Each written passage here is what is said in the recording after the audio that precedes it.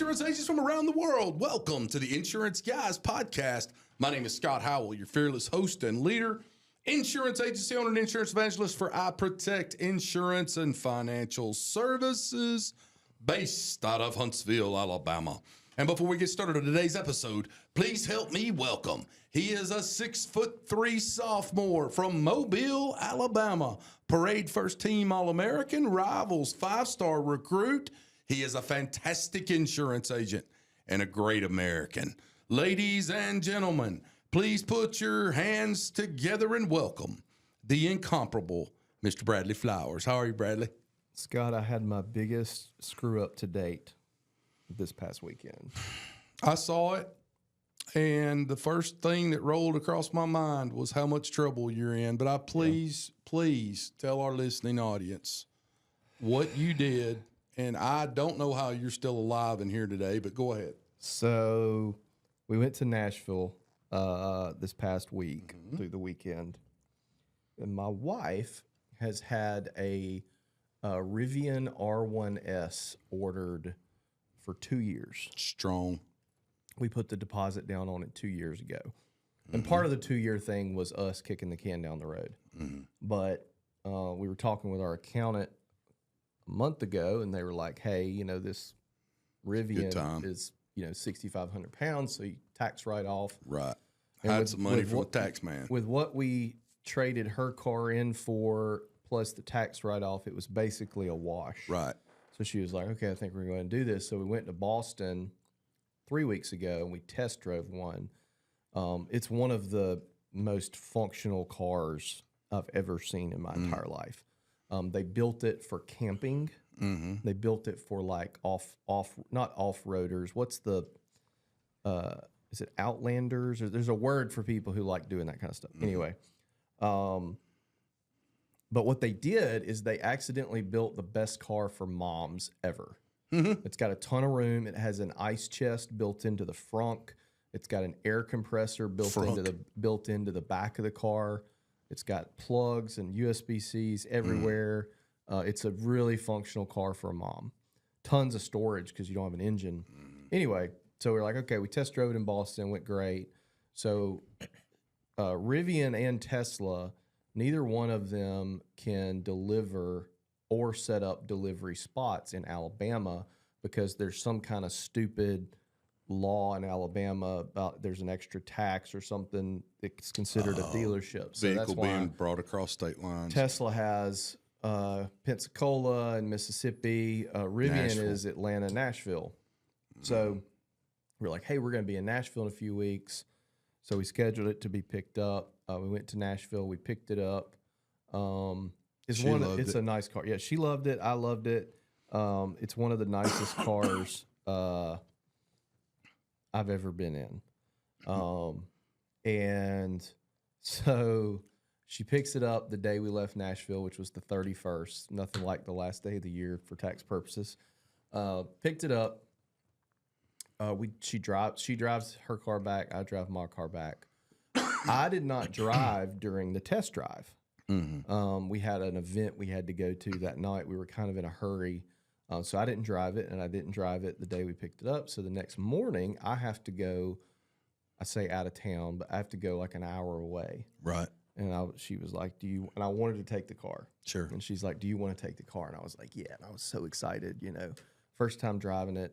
Rivian hired 200 or 250 employees from Tesla. So it's very similar to Tesla. You guys know how much I like Tesla. And so I get in it, and I'm going to preface this with something that's going to tell you what I did. So my Tesla and the Rivian, when you pull into the garage, they connect to your garage door opener through Wi-Fi. When you pull into your garage, the side view mirrors turn in. Okay. Sure. In my Tesla, when I put it in reverse, the mirrors stay turned in until I put it in drive. Smart. Sometimes I'll be halfway down the driveway when they finally come out. Right. So I get in the Rivian.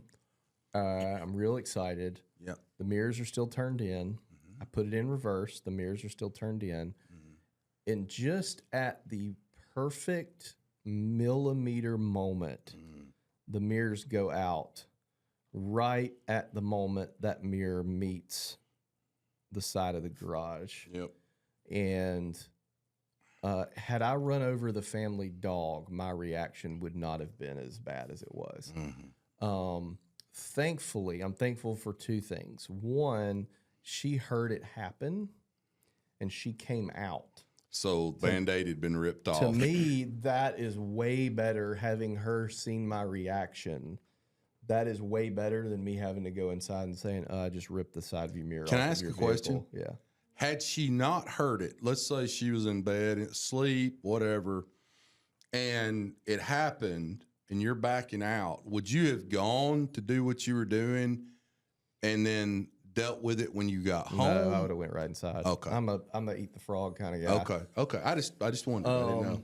And so the other thing I'm thankful for is it didn't rip, so it didn't even break the glass. There's a back cap on the mirror that is painted the same color as the car. It didn't even scratch that. Right. The only thing it broke was the trim piece around the mirror that they call the bezel.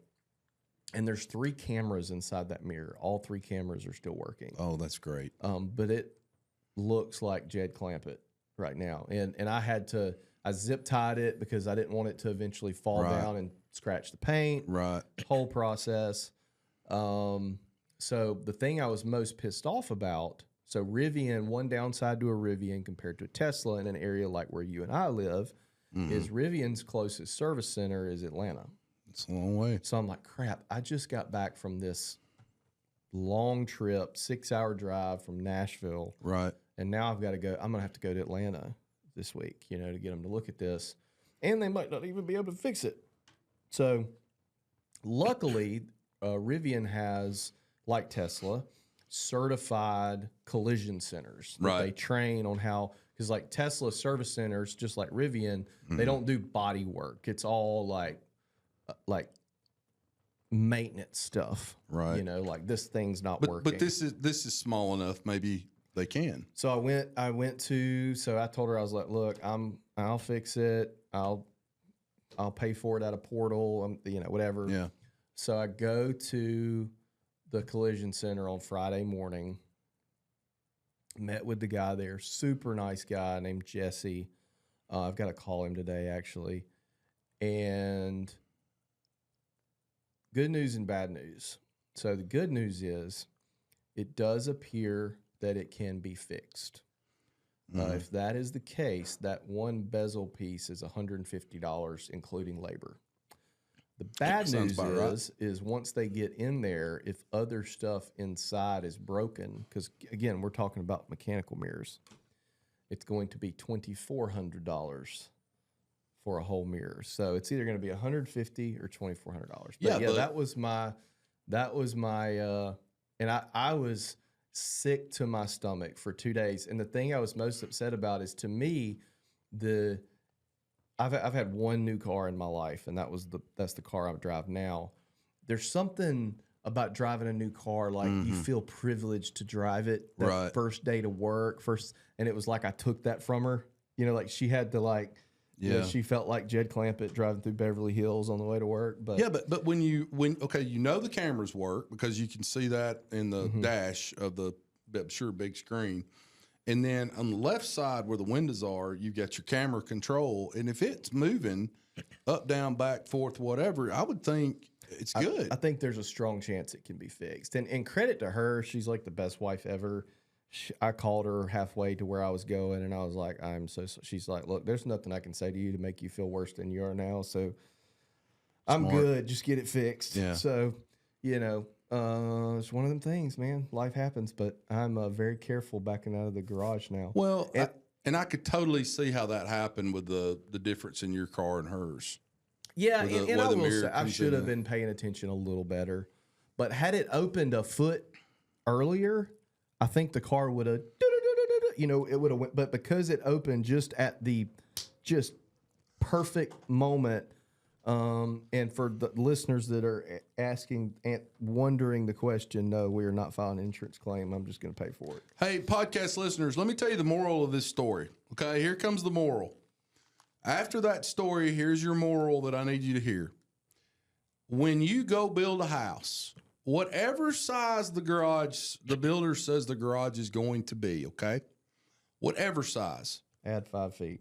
No, not 5 feet, but add probably 2 feet to the width, because my parents built a house in 1993, and my sister was in a rush to go to school. My dad had just bought her a brand spanking new gold Honda Accord 4-door. Beautiful car.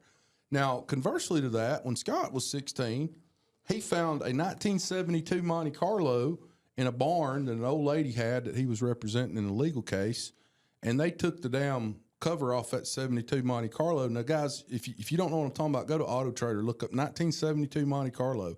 It is 63 feet long and 27 feet wide. But my sister was in a hurry to go to school one day, because remember back in the day, you had to be there by a certain time or you'd be counted tardy, and if you had too many tardies, you had to go to detention.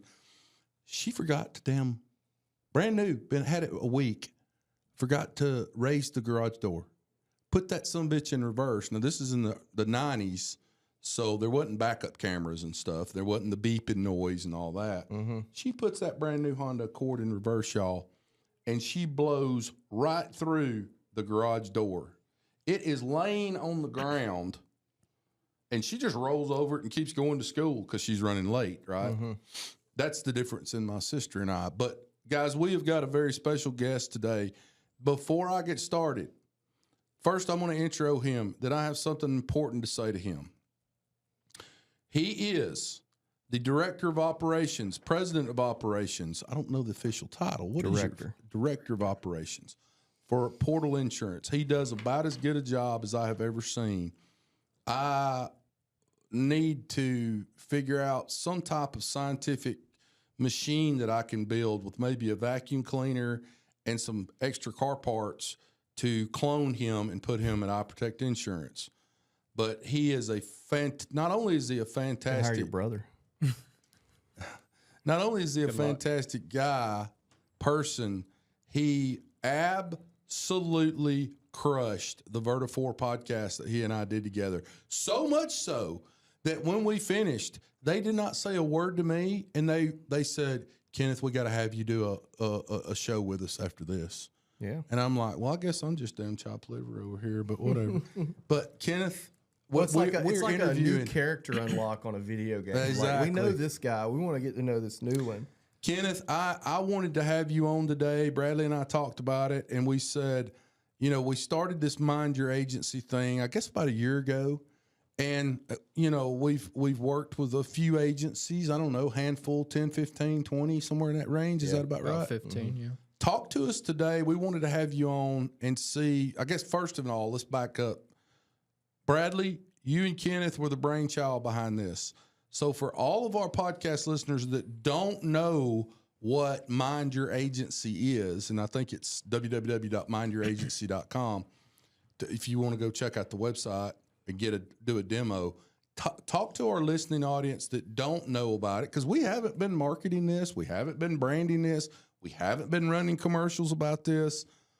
Tell them what it is, and then Kenneth I wanted you to come on today and talk about a few of the updates we've got with it. So, talk to them. Yeah, absolutely. So, y'all probably heard Bradley talk about it in the past, but one of the first things when he started Portal was started an intranet.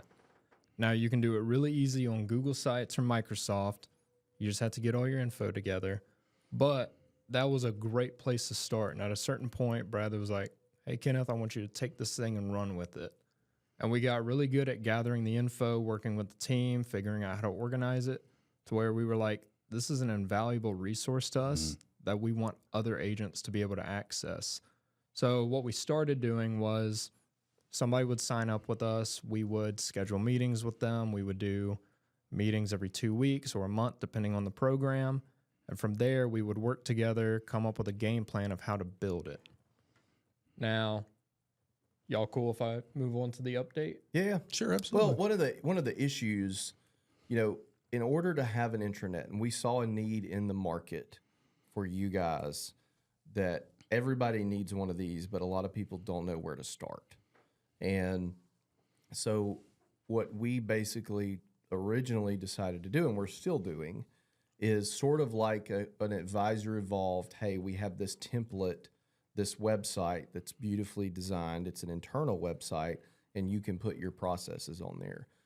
One of the problems that we have run into is a lot of people want it, but they don't have the processes yet. That would be me. And so what happens is you pay us to build this, and we are waiting on you to build the processes 100%. so that the intranet can be built, and it takes a year and a half. Yep. And so Kenneth devised a plan to help those people in a self-guided effort who needed to create the processes the same time they're creating the intranet. So I'll let you kind of take it from there as far as what we're doing. And if I can actually take a step back, I want to kind of talk about, the benefits of the intranet for those of you that are still like, what is it? So it's kind of multifaceted, and it's kind of funny. Whenever Bradley handed the reins over it to me, he was like, make this thing to where if anybody comes off the street, we throw this in front of them and they can know what they need to do. The actual line is, I want a homeless man to sit down in front of it and know exactly what to do. Right. And it's funny because after that, a homeless gentleman came to the door. Bradley was like, what does he want? And I jokingly said, he wants a job after what you said. Did he say he had a job? He wanted a job? No, he didn't. Okay. He didn't. He's probably like, in the said bathroom. you wanted a homeless man. But yeah, no, because so one of the struggles whenever we first built it, and this is kind of like what we're building to and what the update is whenever I first was kind of getting it together, I mistakenly built it around how my brain works. I want all the info in one area and dig through the mess, while you might have salespeople that want pieces of info in different areas to be able to jump in and get to it quicker. But, it's multifaceted. It was really nice whenever we had that acquisition. We were able to give them that hand-holding guide because, there's just so much time in the day that, we're available. We'll try to be available. But also having that guide in front of you to help you know how to do your job is nice. Mm-hmm. And also on the management side, I'm able to go in, I'm able to see everything. And occasionally me, Natasha, Megan, and Bradley will sit down, we'll look through things and we'll be like, what needs to change? We have the blueprint right here. We've grown. Let's tweak it. Mm-hmm. We met for 8 hours on Thursday and tweaked a bunch of stuff. Really? In your own. And by the way, guys, two things I want to say. Spirit of full transparency here. The very first thing Bradley Flowers did when he created Portal Insurance, before anything else, he sent me a link to his intranet and all the processes and procedures, which I realize is fluid and is changing and evolving. But that was like the very first very impressive thing that you did before you really got into hiring people or anything like that. It was a COVID project because when COVID hit, I was at home and I was bored and I was like, hey, let's just spend a couple weeks just recording all the major processes and putting them on an intranet. And actually credit to Steve Holly. Steve Holly was the original one that showed me, hey, this is where you go to build it. No, I'm pretty sure you built it because you were pissed off at me. My Maybe. first week, COVID started. Blowing up Bradley with questions, and he's like, "Oh, hey, here's an intranet. Leave me alone. Like, please leave me alone." So I'll tell you the biggest way Kenneth's grown since he started working here is he doesn't ask near as many questions as he used to. Okay, he's kind of learned how to work with me a little bit, right? And I think you even have like a spiel you give to new hires of like, "Hey, this is how you work with Bradley." Yeah. Pretty much. Don't bug him until 10 o'clock, basically. So the first thing I want to do, though, for our listening audience, because I've been to 15 different mastermind groups where somebody during the mastermind over a 2-day period will say, first thing you got to do, build an intranet. Easier said than done. Easier said than done. Second thing they'll say is, oh, by the way, this is going to cost you somewhere between $70,000 and $270,000 to build. It's the first thing you got to do. It's the most important thing. Exactly. But I want our listening audience, before you get into the updates, because I think this is very important. It's a question that I've had for some period of time.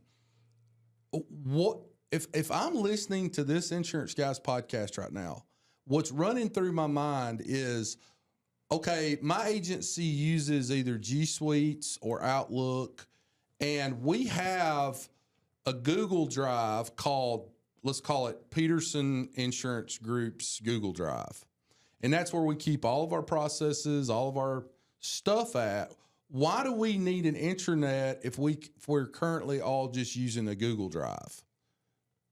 What's the purpose of having an intranet when I could just use a Google Drive or just some other Organization. Dropbox or whatever? Just a flow. The way it sits in Organization, there. being able to find things and having, it's a home base. It's the way I described it recently in a presentation I was giving is, when a pilot is in the air and something is wrong, let's take like Sully Sullenberger. He said publicly that he would have not been able to do what he did landing the plane on the Hudson River without air traffic control. Right. Specifically, the air traffic control person that was assigned to him that was helping him.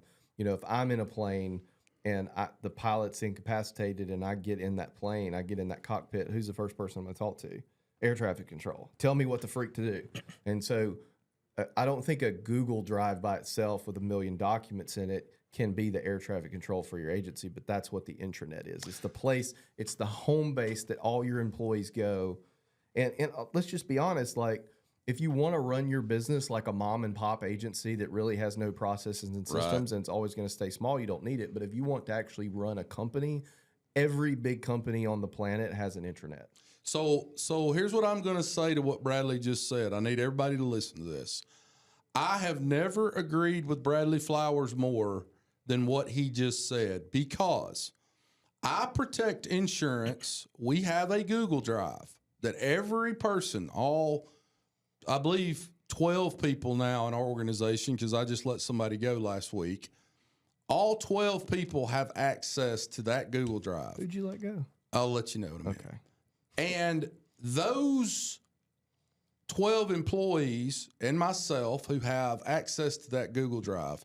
Now there's 100 and probably 100 folders in there, and you cannot find anything that you need in that Google Drive, even though there are folders that are labeled that says agency process, and then this says this and that says that.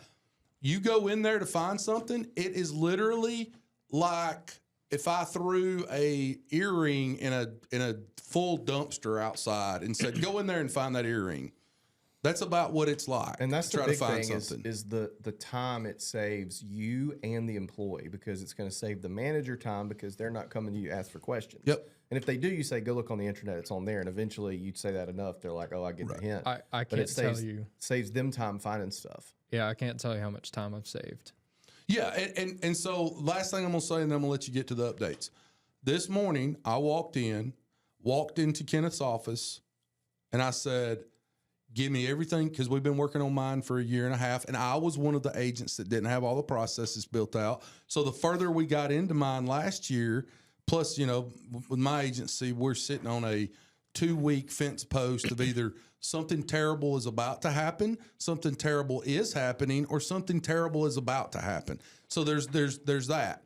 But I walked into Kenneth's office this morning and I said, I need you to tell me everything you need to finish our intranet. We have got to get this done.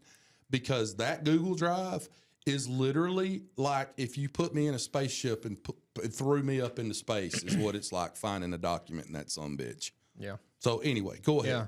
Thank you, Bradley. That is the most perfect answer you've ever given. So yeah, You've been on point today, dude. I know you're tired, but have you been taking like some Alpha Brain or No. I took Alpha Brain twice. Mm-hmm. And the first time I took it, I felt amazing. And the second time I took it, I got so sick that I threw the bottle away. You didn't try a So third sick. because you're batting 1 for 2. I got so I took it and I was like, I never want to feel this way again. Like seasick almost or something? Yes. I'll be damned. Oh, before you go, Kenneth, because I'll forget. You asked me who I let go earlier. You said, who'd you let go last week? Poor Bruce Payne. Yeah. No, listen, Bruce got a lot bigger fish to fry than that. He's been in the hospital. I think he's still in the hospital as I speak right now. one of our VAs that, you know, we have 2 VAs that work for us directly.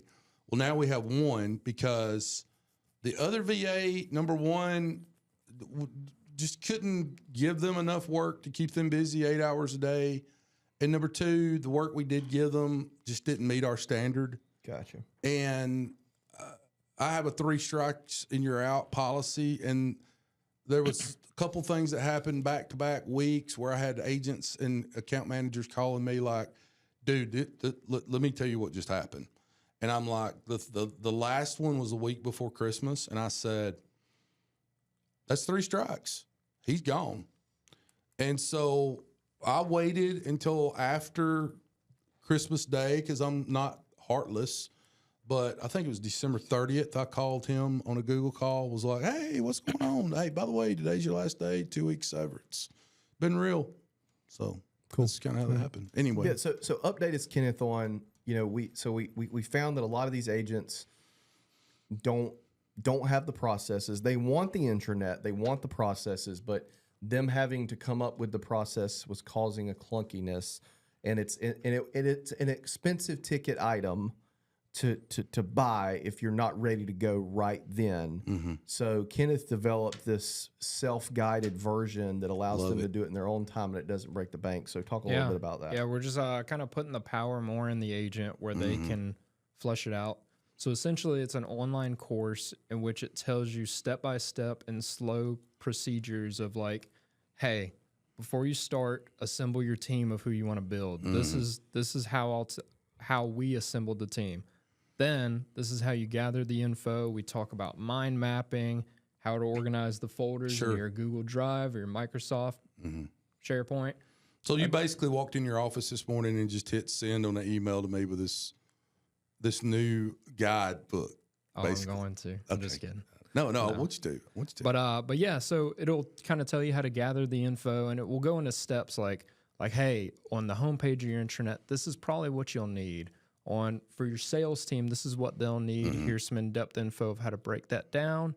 And then along the way, whenever you get to certain points, it will say, hey, reach out to us where we can kind of check it out, give our feedback, see if anything needs to change.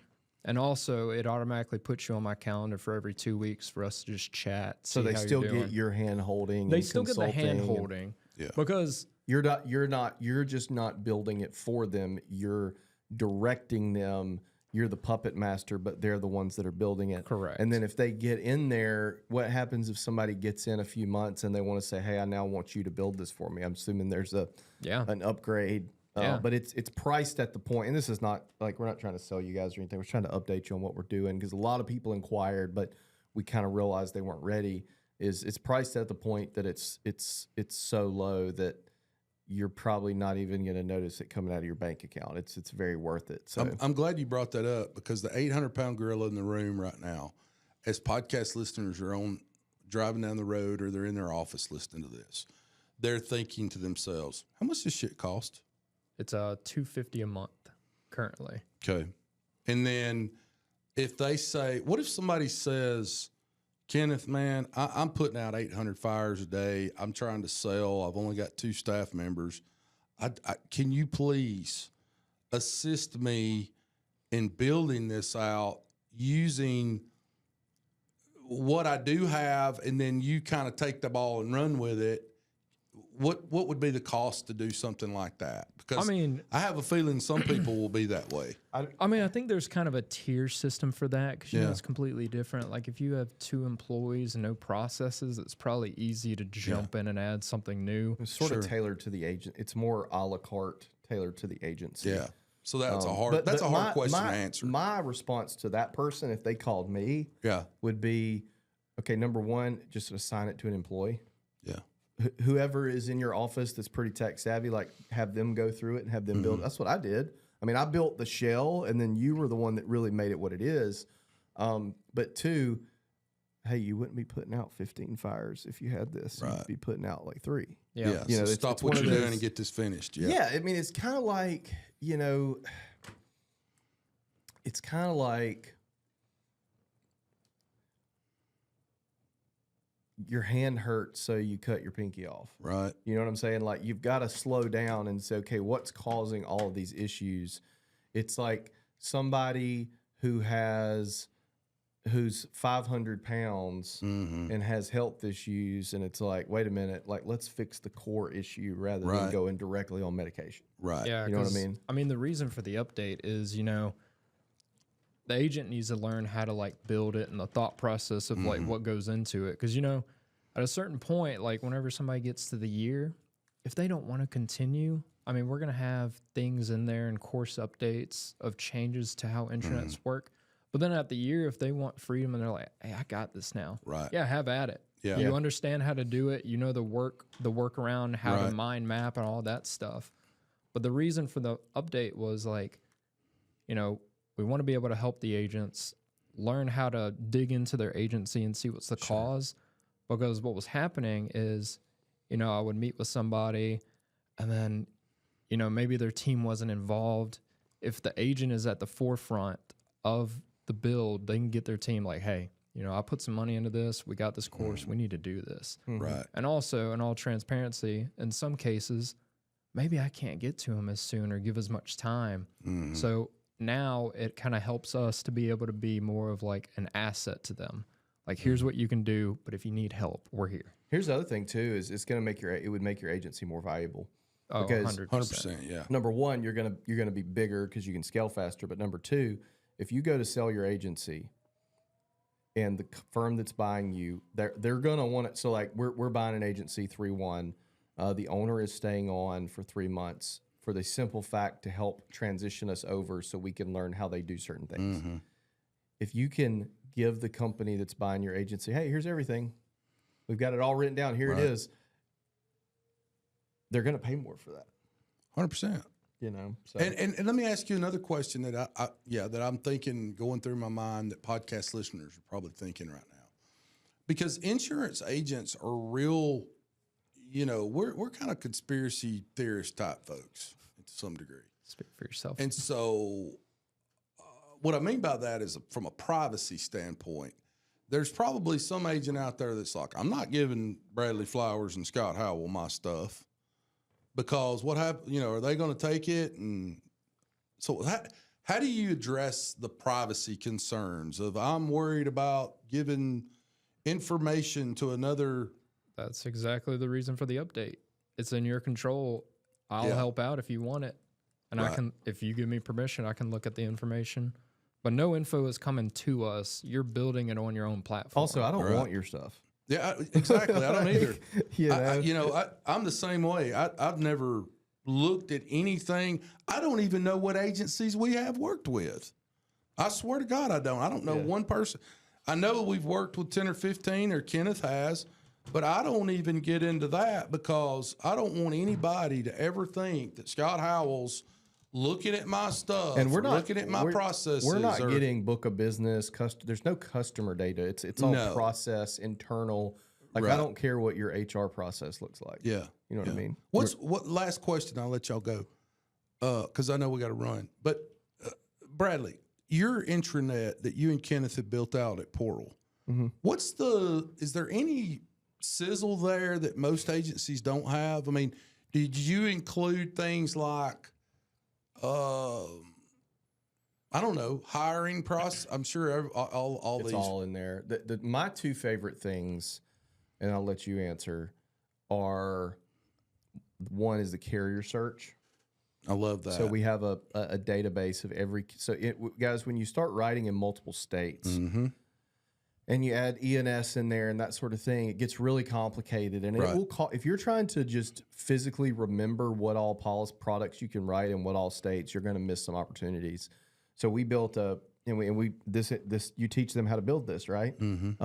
We built a carrier search where the producer can go in and click Alabama homeowners, and it's going to show every single carrier that they can do in Alabama that offers homeowners. It's going to give underwriting contacts, carrier rep contacts, if you want it on there, the type of billing they do, any weird nuances, and that sort of stuff. So the carrier search is really critical.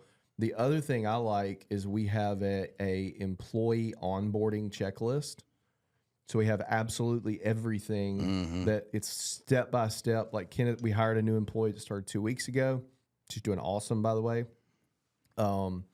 And she, Kenneth said, Kenneth handles 90% of it. I handle 20. I mean, it's like step by step. This is what we have to do that's left. Because what happens, this happens at a lot of agencies.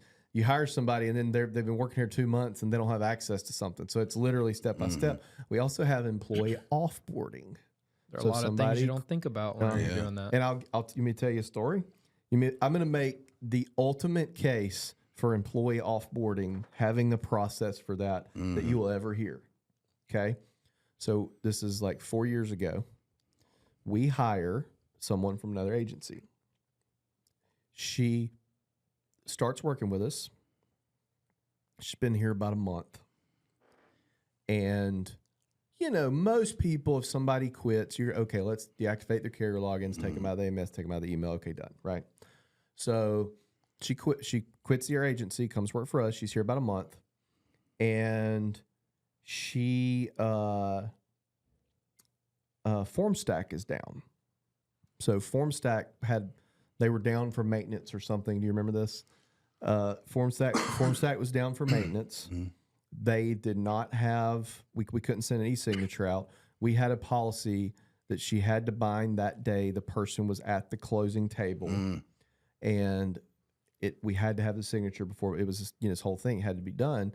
So I tell her, I say, go to Adobe Sign and sign up for a trial. She goes to Adobe Sign on her phone. And you know how your phone will save the passwords? It logs into the prior agency's Adobe Sign account. Oh, no.